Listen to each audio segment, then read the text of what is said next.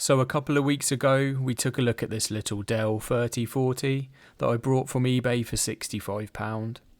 Now it was perfectly acceptable for some light esports gaming at 720p and general PC stuff, but the GPU was limiting the rest of the system and it potentially had a lot more to give. So why not let's throw some upgrades at it and let's make a £250 gaming PC that anyone can build. Now if you didn't see the last video, I will leave a link in the description and at the end of this video. But the first ingredient we're going to need, and what you have here before you, is a Dell optiplex 3040. This is a standard does what it says on the tin office PC. It has an Intel 6th gen i5 6500, 8GB of DDR3L, a 240GB SSD, and a 180W 80 Plus Platinum PSU, and a Radeon R5 340X. I paid £65 in total for this little small form factor system, and depending on the specs and the options fitted, they seem to range from about £50 to £100 on eBay, with the i7 models going for a little more at £125 plus. We are going to be upgrading this system, so it might be worth bearing in mind if you're going to replicate this in a similar fashion, finding a system with the desired storage or extra RAM to save time and money down the line. It's also worth noting that you can get a Dell 3050. This is the same system but with M.2 support, and it has DDR4 instead of DDR3L RAM, so it might be worth spending a little more on the outset to get these extra features if you feel like you need this. Alas, we have a 3040 here today, but I'm still excited to see what we can turn this into. So what are we going to add? Well, first up, I'm going to upgrade the RAM to 16GB by adding this 8GB stick to make 16GB in dual channel. DDR3L is super cheap at the moment, and a quick hunt on eBay, you shouldn't really want to pay any more than sort of £10 for a single stick, which is exactly what I did. Full 16GB kits go for a little more, and I'd aim to be paying around £25 for the generic stuff, and maybe a little bit more for some nice RAM. 16GB is a good amount for 2023, and most, if not nearly all games these days will use over 8GB, so 16GB is really what I'd aim for, and in dual channel of course. Next, I'm going to replace the 240GB SSD that the system came with this 500GB SSD I picked up for £25. Yes, £25. SSDs really are this cheap at the moment, and this wasn't even a one-off deal. We do only have the option for one drive with this system, so if you feel like you need more storage, please buy a larger drive than this to suit your needs. 500GB is more than enough for Windows, a few apps, a small games library, so it's perfect for my needs. So all that's left to add into our budget gaming PC recipe mix is this, the Radeon RX 6400. But wait, what's all that nonsense about PCI Gen 4 I've heard about? Yes, it's a PCI 4 x4 card, so you will lose a little performance when running it on this system, which is PCI Gen 3. But it's still a great upgrade and a straight swap out the box. We are limited with this PC to a single slot low profile card as well, so there's not room to fit anything larger, and there's not really a better option on the table. The GT 1030 and RX 550 don't have enough power really, but they are options if you're on a tighter budget. The RX 6400 has 4GB of GDDR6 VRAM, and will perform somewhere between a GTX 1650 and a 1050 Ti running in PCI 3.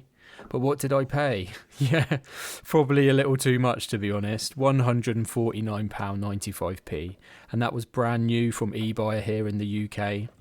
You could maybe find a better deal used, but that seems to be about the going rate for what they are new or used, to be honest. It's also worth noting that to remove the full height bracket to fit the low profile bracket, I had to break the warranty stickers to take the cooler off. I mean, that's just silly in my opinion, but alas, it had to be done. All in all, this PC took me about 5 minutes to put together and is easily achievable for someone even with no PC building experience. So if we add the total up for this build, we're £65 in for the Dell, £10 for the extra 8GB stick of RAM, £25 for the 500GB SSD, and £149.95p for the RX 6400. So that's a total system build of £249.95. That's 5p still in the bank, guys. Yes, that's right, we do things properly here at Andy's Tech. It really bugs me when tech YouTubers put together a build and it's just over, or it's so unrealistic that it can just never be replicated for anything near the cost in the video title. So here we have it, a £250 gaming PC, well, just under. So let's test some games.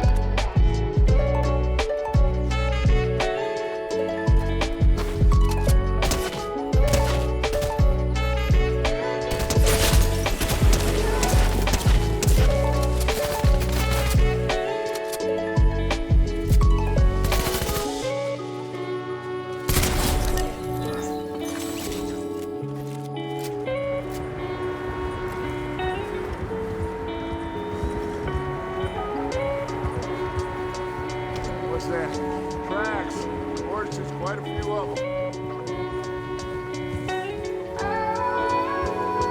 As far as I can tell, the only fools out here are us and them. They must be this way.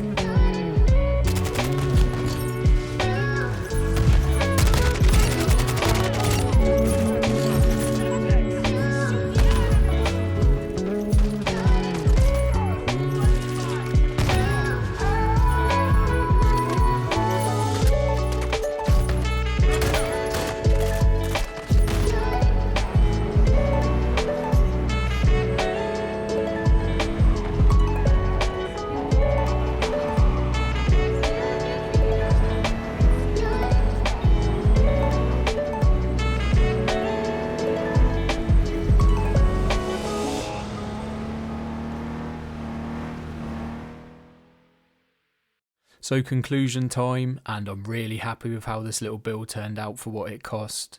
It performed admirably in my opinion with its limitations in mind. One thing I would change though if I did it again would be to just spend a little more cash and go for the i7, or maybe even a slightly newer 8th gen system, as we'd have 6 cores then instead of 4. The i7 is something easily upgraded though at any point.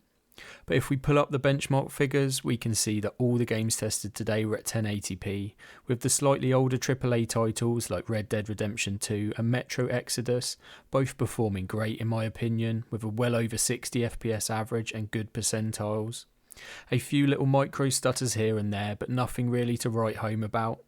I did however make use of FSR 2.0 with the quality preset in Red Dead. It will start to tax the CPU a little more as well as you progress into the game into larger cities like Valentine, but I couldn't load my cloud save, so I was stuck with the first couple of hours of gameplay. With the slightly harder to run newer esports titles like Call of Duty Modern Warfare 2, this was with the basic preset, which is lowish, and then I added medium textures, and I also used FSR 1.0 at ultra quality. We had a 93 FPS average with 1% lows of 64, a great result. This was on the shipping map, which it is small, but it's got a lot going on. You could expect similar results from a game like Apex Legends as well. Cyberpunk, this is where we started to struggle. Now, I first completed this game with an i3 9100F and GTX 1650 with the game capped at 30 FPS. I know, not great, but I had a lot of fun at the time. But really, the 4-core i5 just couldn't keep up here, and we were all over the place with 100% CPU usage at points. It certainly wasn't unplayable, and capping the game to 30 FPS and praying would help, but it is what it is. Fortnite, yeah, not really sure what was going on here, but whatever settings I tried, the CPU was just pegged at 100% usage again. I've not really played Fortnite since the new Unreal Engine 5 update, so maybe this is just a thing now. It didn't really make any difference capping the FPS to 60. There were still like massive drops all over the place. The GPU wasn't even being used as well, at about 70% usage maximum. So yeah, it just wasn't happy at all. I suppose the kids don't care though. Maybe performance mode is needed here, as we were running in DX11. I mean, I don't know if anyone can shine a light upon this, or if it's just me. Again, going for an i7 here in games like Cyberpunk and Fortnite would have just made a world of difference. Overwatch 2 ran perfectly fine with no complaints, and something like this was all you'd ever need for Overwatch. So, what do you think of the little £250 gaming PC? Well, it goes to show you don't need a massive budget to put together something that will get you online and have fun.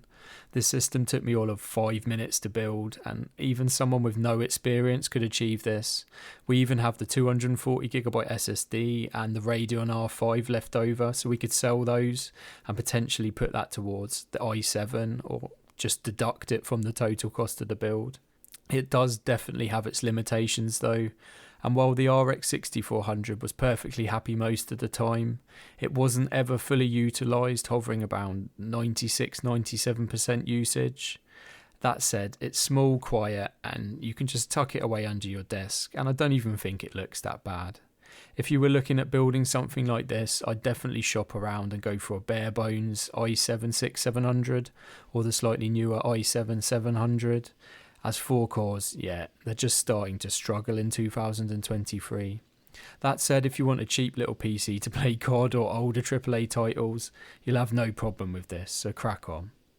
So that brings us to the end of the video. Thank you for watching, and I hope you enjoyed taking a look at putting together this little budget £250 system. I'd love to know what you guys think down below, and please leave a comment while you're down there. I'd really appreciate it, and if anything, it just makes these videos worth making. Consider subscribing if you haven't done so already. I've got a cracker of a video next week with a sub £200 workstation. Take care as always, God bless, and hopefully see you in the next one.